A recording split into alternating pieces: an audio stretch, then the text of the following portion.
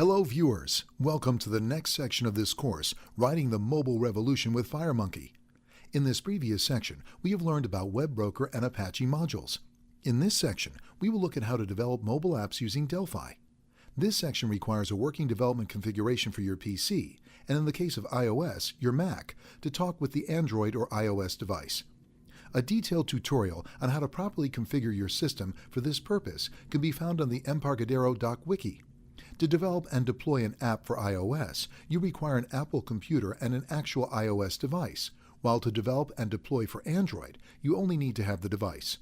There is also an emulator in the SDK where you can deploy an app, but currently it is very slow. If you really want to develop for Android, having an actual device where deploying is faster than using an emulator is recommended. Now, we will see the first video of this section, taking a photo, applying effects, and sharing it.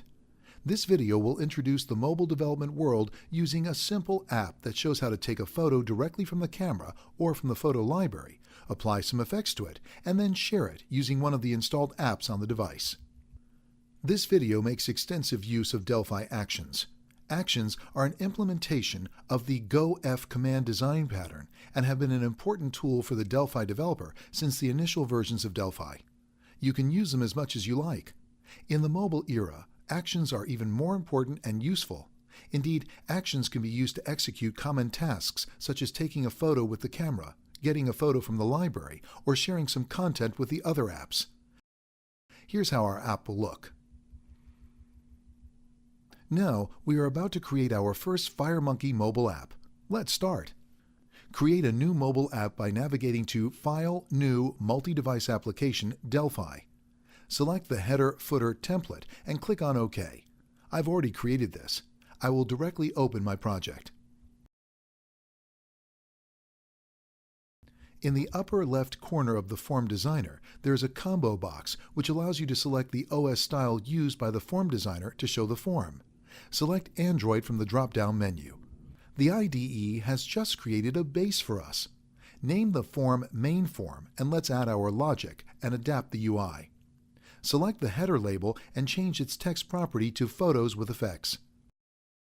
Select the T toolbar component named Footer and delete it. Now, drop a T panel component and align it to the top so that it will be just below the header. Now, add 4 buttons to the just dropped T panel component. Align 3 of them to the left-hand side and the other one to the right-hand side. Now, starting from the left-hand side, set the following values for their style lookup property. Camera tool button, Organize tool button, Compose tool button, Action tool button. Now the buttons should look like this. Drop a T-image component in the center of the form and align it to Client. This component will be our main working area. Set TImage.MarginWrap mode to fit. Now drop a T-list view component at the center of the form. Make it a bit wider and name it LV Effects. The list view will be used to show the available effects to the user. Select the LV Effects control and set ItemAppearanceObjects.ItemObjects.Accessory.Visible to false. Drop a T-Action List component. Double-click on it, and then from the little menu button on the left-hand side, click on New Standard Action, or you can use Ctrl-INS.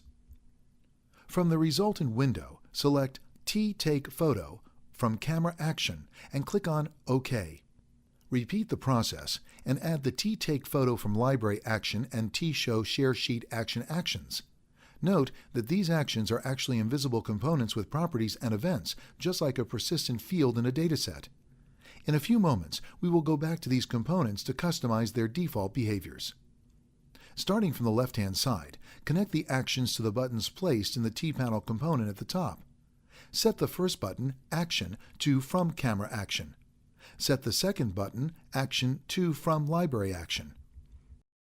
Do not assign an action to the third button, but name it BTN Effects. Set the fourth button, Action, to Show Share Sheet Action 1. In the app, there will be a mechanism to dynamically load the available effects by inspecting the T-filter effect descendants placed on the form. So we can simply drop some effects on the form and the app will automatically load them in a list, allowing the user to use them. We need to drop certain effects on the form, such as T-Emboss effect, T-Radial Blur effect, T-Contrast effect, T-Color Key Alpha effect, T-Invert effect,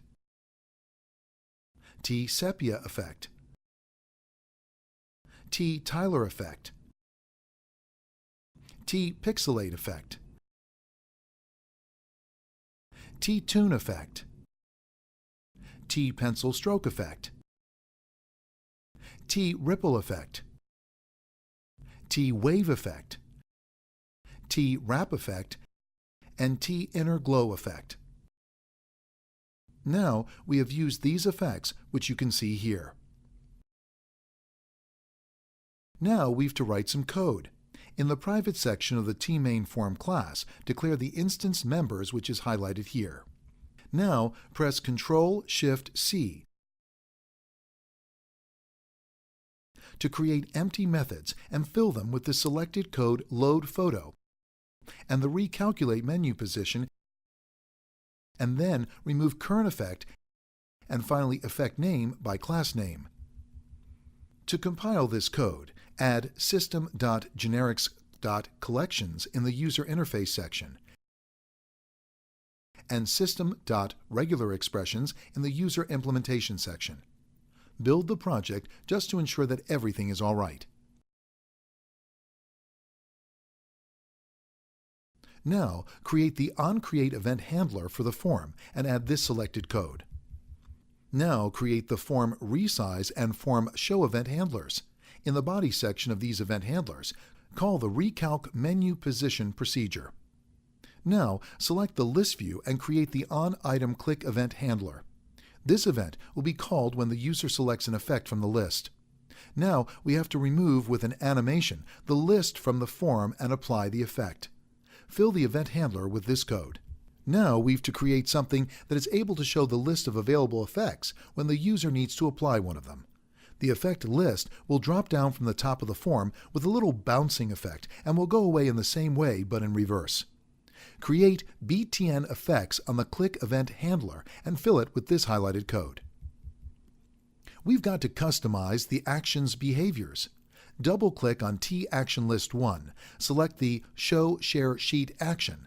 Now, create the onBeforeExecute event handler and then fill it with this selected code. Create the onDidFinishTaking event handler for the Take Photo from Camera Action 1 and Take Photo from Library Action 1 and fill both with this selected code. Select an available target in the Project Manager window in your phone or an available emulator in the case of Android and run the app. Tap the first button from the left-hand side and take a photo. The image should be placed in the main area. Tap on the BTN Effects button and you should see the list view falling from the top to allow you to choose effects. The first item should be No Effect to Undo. Select an effect, let's say Contrast Effect, and see how the effect is applied to the photo. Tap BTN Effect again, and you should see the first item saying Undo Contrast Effect. Play with the app by adding effects and using the undo features to sequentially go back to the beginning. Note that the effects will not be added, so you cannot have emboss along with blur applied at the same time, but applied singularly. When you are satisfied with the result, tap on the button on the right-hand side to share the photo with effects applied using an installed app. When launched, the app loads the available effects, inspecting all the T-effect filter descendants placed on the form, and stores the component reference in a dictionary indexed with the list item index in the list. To create a friendly effect name for the UI, the effect's class name is used. Indeed, all the effect classes have the typical Pascal case naming convention, just like all the other things in Delphi, and the effect name by class name method uses a regular expression to make a string, such as T-Radial Blur effect, into something like the Radial Blur effect. To do this, the initial T is removed and then it is used as a regular expression, and the words are split as highlighted here. Another nice feature implemented is the undo stack.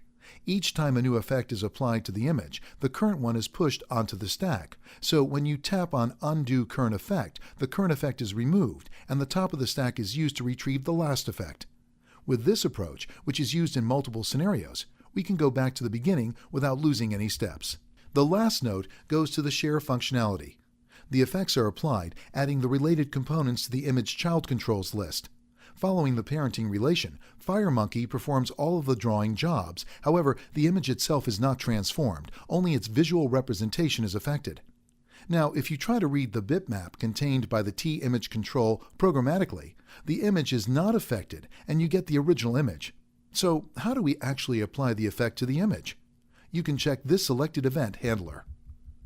As you can see, the effect component has a process effect method that actually takes an image and applies the transformation to it. In this case, the effect is not only visually applied, but is actually applied.